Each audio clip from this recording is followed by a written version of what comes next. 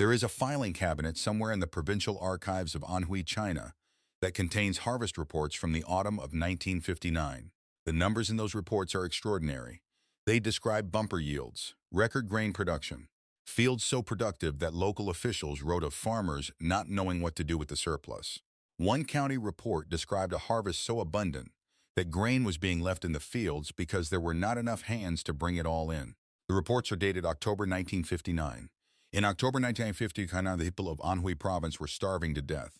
Not quietly, not at the margins. Entire villages were emptying. Families were boiling leather straps and grass roots, and the bark stripped from trees because there was nothing else. Farmers who had planted the fields described in those harvest reports were dying beside them. Too weak to walk to the collection points where grain they had grown was being loaded onto government trucks and driven away. The report said record harvest. The fields said something else entirely.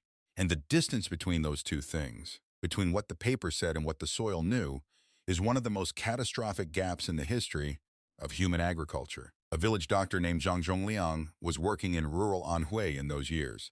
He was not a political man. He was not a dissident or a revolutionary or someone looking to make trouble for anyone. He was a man who went from village to village treating sick people, and who began, with the careful habit of a person trained to count symptoms, to notice that the sick people were becoming dead people at a rate that had no medical explanation. He started writing things down. What he wrote down ultimately became part of the evidence base for the most devastating agricultural famine in recorded human history. 45 million people in 4 years. And the harvest reports, right up until the end, said everything was fine. Pull up a chair. Because this story is not about communism or capitalism or the Cold War politics that usually frame it. It is about what happens when the people who grow food are no longer allowed to tell the truth about what the ground is producing. And it is about what the ground does when nobody is listening. To understand what China lost you, first have to understand what Chinese peasant agriculture actually was before the Great Leap Forward dismantled it. Because it was not the primitive, backward farming system that official propaganda characterized it as. It was something considerably more sophisticated and considerably more fragile in ways that the people dismantling it did not understand and did not stop to ask about. Chinese peasant farming in the early 20th century was among the most intensive small-scale agricultural systems on Earth.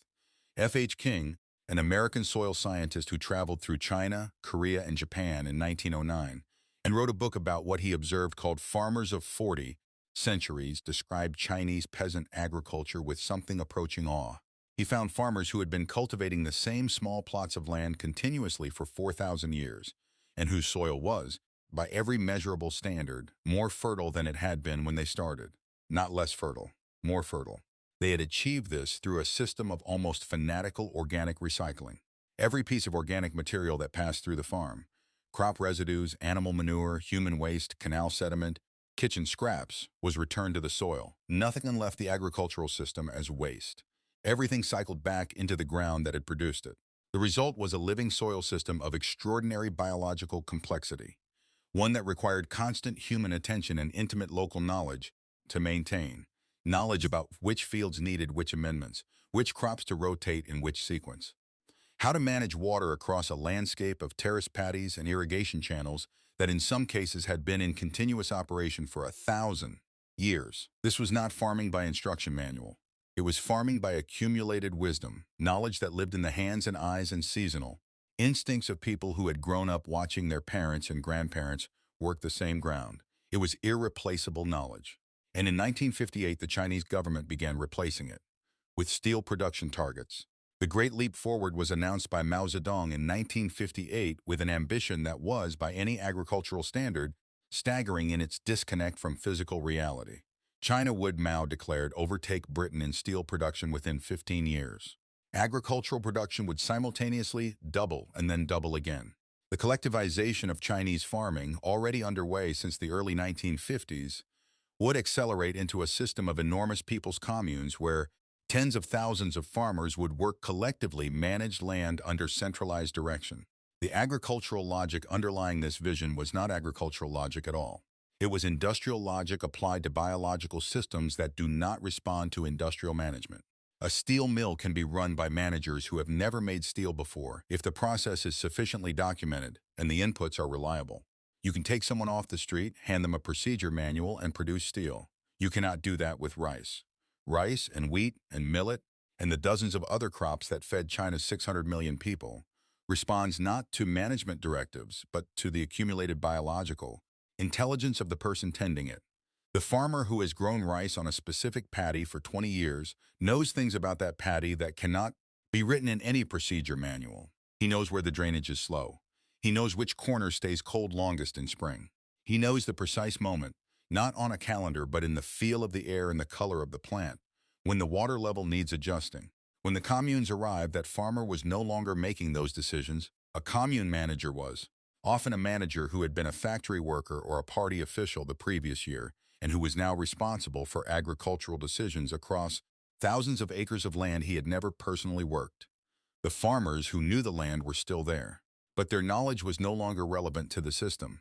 What was relevant was the production quota, the number that the commune had to report, upward to the provincial authority, which reported upward to Beijing, which reported upward to Mao. And here is where the agricultural system encountered a political force that soil science has no defense against. The quota numbers went one direction only, up. You need to understand the mechanism that turned bad agricultural policy into mass death. Because it was not cruelty alone, though there was cruelty.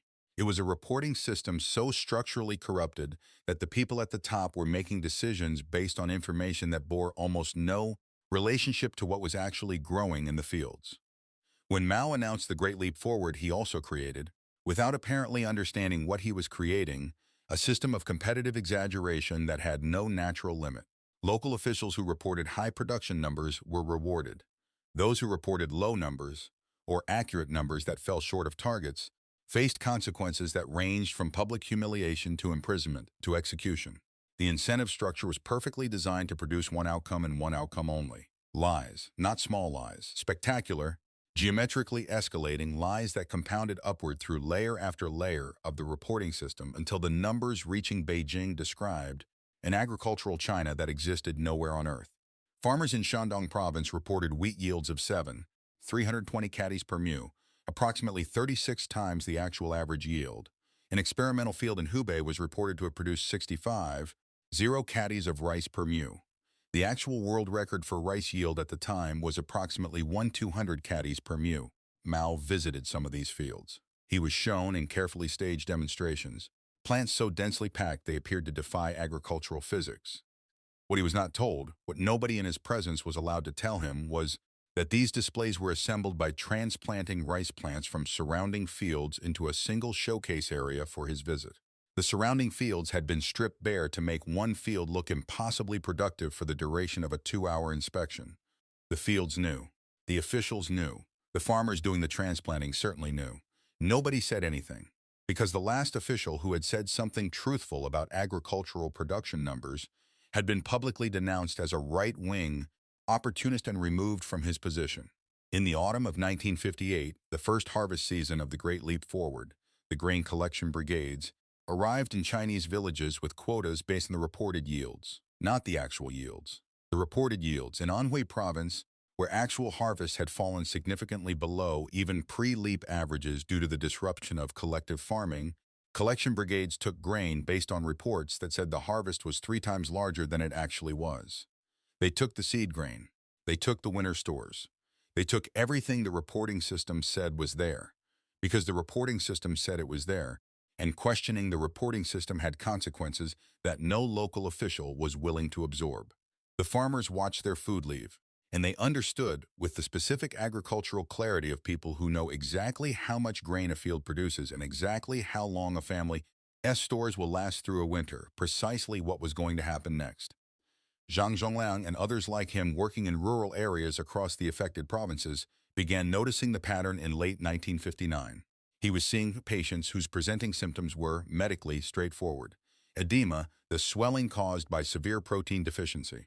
Amenorrhea in women, the specific skeletal presentation of advanced starvation that a doctor learns to recognize and never forgets. Children whose growth had simply stopped. What was not straightforward was the scale. In normal medical practice, a doctor sees these conditions occasionally, in isolated patients with specific circumstances. Zhang was seeing them in entire villages. He was walking into communities where the same presentation appeared in every household simultaneously. He was a careful man. He documented what he saw with the methodical habit of medical training: dates, locations, presenting symptoms, outcomes. The language of his notes was clinical rather than political. He was recording medical observations, not making accusations. But the medical observations were accusations, because what they described, when accumulated across the province, when compared to the harvest reports sitting in the filing cabinet, was a picture of a reporting system that had become entirely disconnected from agricultural reality. The harvest reports said abundance, the bodies said famine. And the famine was not distributed randomly across the landscape, the way a weather-caused crop failure distributes its consequences. It was concentrated in the villages that had been most thoroughly collectivized, in the areas where local officials had reported the highest yields, and therefore faced the highest collection quotas. The mortality was worst. The lie, in other words, was killing the people it was supposed to be protecting. By 1960, the evidence had accumulated to a point where it could no longer be entirely suppressed, even within the party's own internal reporting systems. Provincial officials in Anhui, facing a situation where entire townships were being depopulated by starvation, began sending reports to Beijing that used language carefully chosen to communicate catastrophe, without explicitly contradicting the official harvest figures. They wrote of abnormal deaths, of population losses, of villages experiencing difficulties with grain supply. The bureaucratic euphemisms were doing the work that honest reporting was not permitted to do. Mao eventually received information, filtered, softened, stripped of its most devastating specifics, that something had gone wrong in the countryside. His response, in 1960 and 1961, was to begin quietly adjusting the commune system and allowing some restoration of private agricultural plots. The adjustment came approximately 2 years too late for the people who had already starved. The collection brigades were called back. The village doctor kept counting. Here is the number that should stop every farmer watching this video completely cold. During the years of the Great Leap Forward famine, 1959 to 1961, China continued to export grain. Not large quantities by international standards, but grain. Measurable, documented, shipped out of the country grain. Approximately 4 to 5 million tons exported during the 3 famine years, combined, sent primarily to the Soviet Union against debts, and to other countries as foreign aid demonstrations of Chinese agricultural success. The export figures were not secret within the government. Senior officials knew that grain was leaving China while Chinese farmers were dying. The decision to continue exports was not made by bureaucrats trying to hide the famine. It was made by a government that was not yet willing to officially acknowledge that the harvest reports were false, because acknowledging the famine meant acknowledging that the Great Leap Forward had failed, and acknowledging that required acknowledging something, that the entire reporting structure had been designed to prevent anyone from saying aloud, that the fields had been telling the truth all along, that the soil had been producing exactly what soil produces when you remove the people who understand it, and replace them with people who have quotas to meet, that nature does not negotiate with production targets, that a harvest report is just paper, and paper does not feed anyone. Here is the agricultural verdict. The Great Leap Forward famine was not caused by drought. Rainfall across China during the famine years was below average in some regions, but it was not catastrophically below average. The weather was not the weapon. The weapon was the destruction of agricultural knowledge. 4,000 years of accumulated Chinese peasant farming wisdom, the intimate, irreplaceable, field-specific knowledge that had maintained soil fertility continuously for longer than most civilizations have existed, was classified as backward and replaced with centralized management by people who did not possess it. The result was predictable to anyone who understood what that knowledge actually was and what it actually did. Yields fell, not because the land had changed, but because the relationship between the farmer and the land had been severed. The person who knew the field was no longer making decisions about the field. The person making decisions about the field had never stood in it at planting time and read what the soil was telling them. And then the reporting system ensured that the falling yields were invisible to the people with the power to respond. A farming system that cannot tell the truth about what it is producing cannot correct itself. It can only collapse, and take everyone depending on it down with the collapse. The alternative path required only 2 things: leave the farmers on their land, and let them report honestly what their land was producing. Both of those things were available. Neither of them required new technology or external resources or anything beyond the willingness to trust the people who actually understood the agricultural systems they were managing. That willingness did not exist. And so the village doctor kept counting until the number reached 45 million. Now here is what I want to know from you. The Great Leap Forward is the most extreme example in history of what happens when agricultural knowledge is separated from agricultural decision making. But it is not the only example. Today across the world, agricultural policy decisions are routinely made by people who have never farmed, economists, trade negotiators, subsidy administrators, and applied to farming systems whose complexity those decision makers do not fully understand. If you were advising any government today on how to structure agricultural policy, with the full weight of what happened in China between 1959 and 1961 as your reference point, what single principle would you insist on protecting above everything else? And do you believe that large-scale, centrally managed farming can ever replace the intimate knowledge of the farmer who has worked the same ground for a generation? The field is yours. What would you have done differently? There is something that Zhang Zhonglang understood, that every good doctor and every good farmer understands, that the officials writing the harvest reports in 1959 had forgotten or were not permitted to remember. Living systems tell the truth, not in language, not in reports or quotas or production figures, but in the specific undeniable, biological language of growth and failure and the things that lie between them. A field tells the truth in the color of its plants and the weight of its grain and the smell of its soil. A patient tells the truth in the color of their skin and the weight of their body and the specific presentation of what is happening inside them. You cannot report your way around what a living system is actually doing. You can ignore it. You can suppress the people trying to describe it. You can fill filing cabinets with numbers that say something different. The field knows. The body knows. And eventually, always, without exception, across every agricultural civilization that has ever tried to substitute ideology for soil science, the truth that the living system has been telling quietly and continuously becomes too large and too devastating to be contained in any filing cabinet. Zhang Zhonglang kept his notes. They survived him. They survived the political system that had made honest agricultural reporting impossible.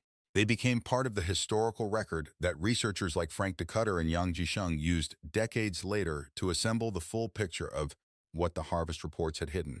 45 million people in 4 years.